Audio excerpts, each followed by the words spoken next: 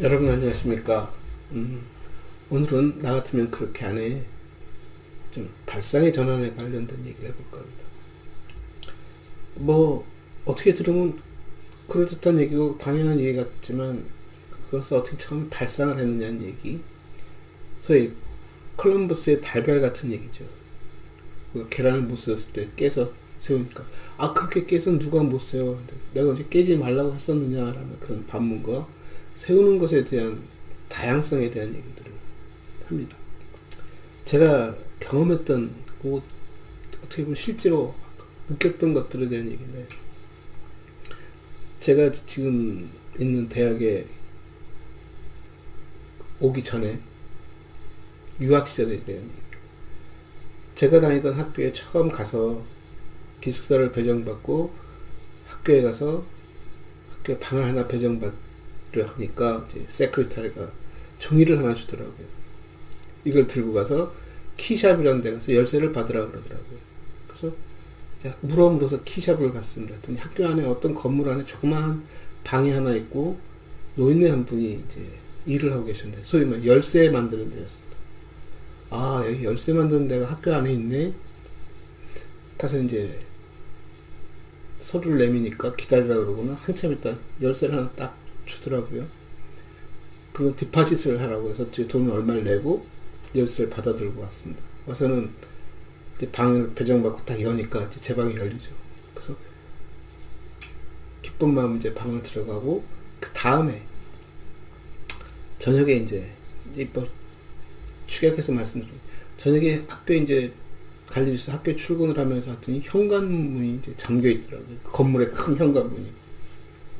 현관문에 대한 얘기를 못 들었는데, 그래서 이 생각 저 생각하다 제가 갖고 있는 방 열쇠 키를 돌렸더니 현관문이 열리더라고요. 이 키는 모든 방문이 다 열리는 모양이다. 그런 신기해서 방에 가서 이제 제 방에 가서 이제 연구실에 가서 공부를 하다가 진짜 호기심이 작동해서 옆방문을 한번 열어봤습니다. 안 열리더라고요. 신기하죠. 제가 받은 키는 현관하고, 그것도 앞에 있는 현관, 저 뒤에 있는 후면에 있는 현관은 다 열리고 제 방까지 열리는데 다른 방은 안 열리더라고요. 그리고 알았습니다. 학교 안에 키샵이 있는 이유는 학교 안에서만 쓸 수 있는 열쇠 틀이 하나 있고, 이 열쇠는 다른 어디서 사용하면 불법인 것이고 학교 안에서만 제작이 가능한 열쇠 모양새였고, 그 모양새를 내가 무슨 건물에 몇 호실을 필요한 열쇠를 만들어 달라고 하면은 그 건물에 출입할 수 있는 열쇠와 제 방 열쇠가 동시에 작동하는 열쇠 키를 만들어 줍니다. 키샵에 보면 이만한 책들이 여러 권이 놓여 있습니다. 몇 번 키, 무슨 건물은 어떻게 코드를 만들고 조작하는 법이 다 있더라고요. 그래서 이거 참 재밌다. 그래서 이제 다른 건물에 가겠다고 했더니 이제 경우에 따라서는 다른 건물은 또 다른 키를 만들어 주기도 하고 뭐 같은 키를 쓰기도 하고, 그래서 그 대학 내에 있는 모든 건물들과 방들에 대한 키를 한 곳에서 관리하면서 키가 여러 개 생기는 것이 아니라 한두 개의 키만 가지고 그 건물 전체를 필요한 것을 다 이용할 수 있게끔 만들어주는 것을 보고, 이게 참 과학적이다. 내가 개인만이 아니라 다른 친구들도 똑같은 것이고 건물에 일하는 분도 다 똑같을 뿐만 아니라 시큐리티 가드들이, 그 보안 요원들이 밤에 돌아다니면서 건물마다 다 열고 들락날락 하는 게 키가 몇 개 안 됩니다. 그 사람들은 개인의 방도 다 열고 들어갈 수 있고요. 특히 건물에 보면 밤에 야간 청소하는 친구들이 와서 청소를 하는데, 이 친구들은 방마다 다 열고 들어가면서 청소를 합니다. 이게 81년의 얘기입니다. 40년 전 얘기죠. 그래서 참 대단하다 하고 5년 후에 제가 86년에 지금 있는 대학으로 부임을 해왔습니다. 와서 키를 만들어 달라고 했더니, 키는 학교에서 만들어주는 것이 아니라 이제 있는 키를 학과 조교 선생님이 주더라고요. 그걸 분실하면 이제 다른 데 가서 이제 만들어서 예비 키를 만들어 들고 다니고, 그래서 밖에 나와서 키를 복사해 달라니까 누구나 다 복사를 해주더라고요. 근데 이제 그 당시에는 현관들은 다 안 잠겨 있었고, 그래서 내가 이거 한밤중에도 학생들이나 누구나 아무나 막 들락날락 하는데 이게 건물 관리가 안 돼서 어떡하니. 이거를 좀 키를 잠그고 각자 열쇠를 주고 들락날락하게 하면 안 되겠느냐. 키 관리가 안 될 뿐만 아니라 그렇게 해두면 통제가 안 되고 도리어 통제가 안 된답니다. 그래서 그런저런 얘기들을 막 하길래 제가 유학을 다녀온 다른 선생님들한테 물어봤습니다.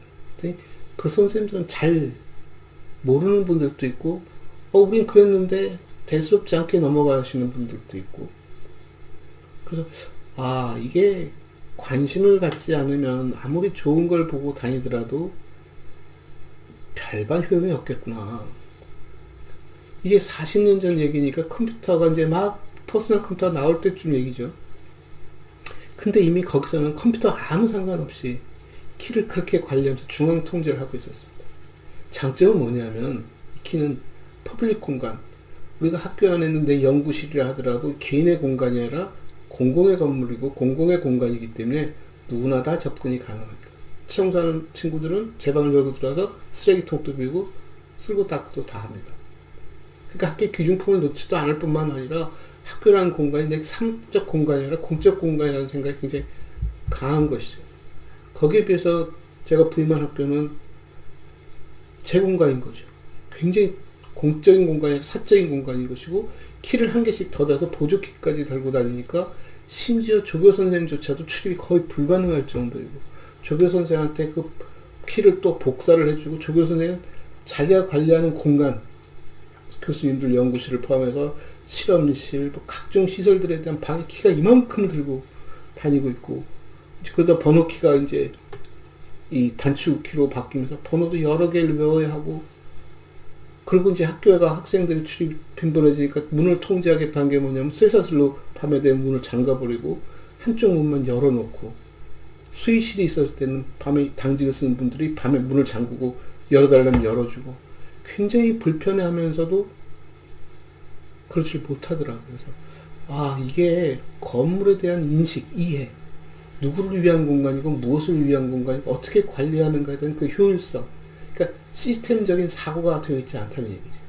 그래서 어떤 건물을 짓던 어떤 일을 행하던 처음 접근할 때부터, 설계가 되어질 때부터, 디자인 되어질 때부터 어떻게 관리할 것이고 어떻게 관리하는 것이 유리하고 그것이 제도적으로, 관념적으로 또는 관습적으로 그런 것들에 대한 인식이 전혀 안 돼 있구나. 그래서 전사나 기계와 IT 산업 이런 기술이 발전한다고 해서 세상이 좋아지는 것이 아니라 그런 가장 기본적이고 기초적인 우리들의 사고, 생각의 방향성, 무엇을 중심에 놓고 생각하고 어떤 가치를 크게 놓고 보고 그걸 구현하기 위해서 공적 가치라든가 사적 가치라든가 그걸 구현하기 위해서 우리가 어떻게 관리하는 것이 효과적인 것인가에 대한 생각 없이 건물도 지어지고 시스템도 설계되어지고 제도도 만들어지고 운영하면서 문제가 발생했을 때는 이제 원론적으로 접근하기가 어려워지는 거죠. 왜냐하면 이미 습관에 대한 많은 것들이 놓여있고 그것을 바꿀 수도 없을 뿐만 아니라 이제 이해관계가 얽혀가지고 문제 해결이 안 되고 있다는 겁니다. 처음부터 여기 이런 공간이야 라고 인식을 심어줬다면 다 수긍하겠지만 그렇지 않은 속에서 이거 공적 공간이니까 이렇게 해야 해. 왜 내 방 열쇠를 가지려고 해? 라는 일들이 벌어지는 거죠. 심지어 어느 교수 연구실에서 난로 과열로 불이 났음에도 불구하고 허둥지둥 열쇠를 못 찾아서 담당 선생님 안 계시니까 난리가 나버리는 거죠. 그래서 피해도 더 키울 수 있는 것이고, 공적 공간이라고 하지만 실제로 그런 시큐리티 가드들이 출입하기도 굉장히 불편하게 만드는 공간. 근데 한번 보십시오. 21세기 지금 시점에서 전산화가 되었습니다. 모든 키들이 카드키로 바뀌었죠. 현관 출입할 때도 카드키를 누르면 접근이 가능하고 굉장히 편한 세상이 되었어요. 근데 문제는 그 편한 세상을 수용하는 과정에 우리가 과연 그런 식으로 접근했는가 보면 뒤늦게 그런 기술들이 그걸 가능하게 해준 것처럼 얘기를 합니다. 옛날은 불가능했지만 지금은 가능해졌어. 아닙니다. 기술은 그렇게 바뀌는 것이 아닙니다. 기술은 발달 과정 속에서 이미 가능성을 다 쥐고 옵니다. 그렇게 응용하지 않았을 뿐이지 우리가. 그래서 마치 지금 기술이 좋아져서 우리가 통제하는 게 참 잘 돼 있는 것처럼 얘기하지만 이 통제는 기술의 문제가 아니라 우리 사고의 문제이고 접근의 문제들이라고 놓고 본다면 이거 다른 얘기죠. 그래서 제가 고민하는 것은 뭐냐면 이런 것들 기술이라는 이름으로 넘어가려고 하지 마라. 이건 우리 사고이고 생각의 방향성이고 우리가 어떻게 접근하느냐에 대한 얘기들이다.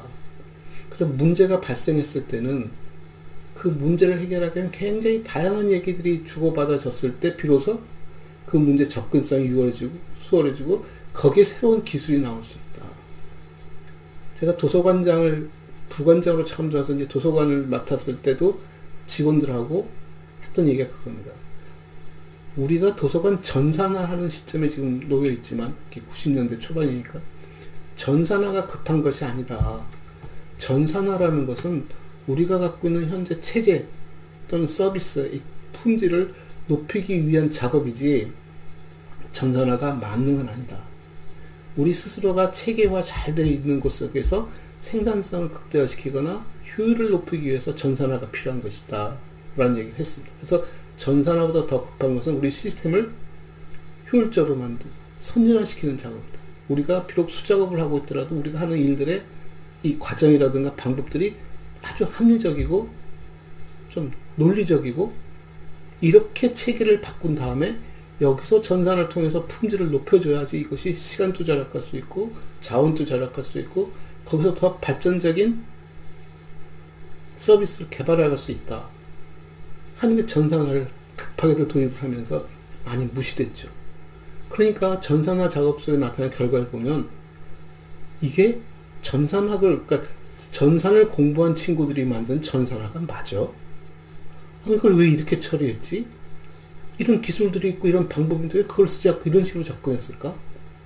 현장에서 일하는 사람이 자기 현재 쓰고 있는 방법들을 고집했기 때문에 자기가 쓰는 방법이 불합리하고 나쁜 것임에도 불구하고 그냥 안일하게 썼고 편안하게 썼고 그렇게 늘 해왔기 때문에 바꿀 생각이 없었던 거니까 시스템에 대한 효율 분석이라든가 효과 분석 없이 전산화 작업을 하니까 전산하는 사람들에게 요구한 것, 내가 하는 방법을 그대로 해달라. 전 지금도 도서관 전산화의 기본적인 모습은 전 안 믿습니다. 다 엉터리니까요. 그게 왜 그러니? 그럼 소위 말해 아까 그 열쇠 하나만 쳐다보면 느낀 거죠.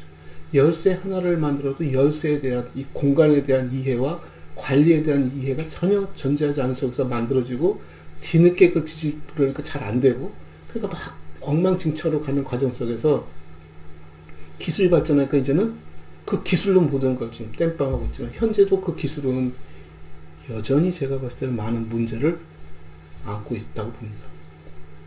그래서 이런 것들에 대한 조금 더 원론적인 접근, 원론적인 이해와 해석이 필요하다. 그래서 제가 좀 뒤집어보는 세상 얘기, 좀 다르게 쳐다보는 얘기를 하고 싶어서 열쇠 얘기를 꺼내봤습니다. 뭐 이런 얘기도 앞으로 몇 번을 걸쳐서 나눠볼까 해서 중요한 것은 기술이 아니라 어떤 아주 사소한 기술이고 낙후된 기술이라도 이걸 어떤 식으로 활용하고 있고 어떤 방향성에서 어떤 그 시스템 구조 속에서 쓰느냐에 따라서 결과가 완전히 달라질 수 있다. 그런 얘기로 마칠까 합니다. 감사합니다.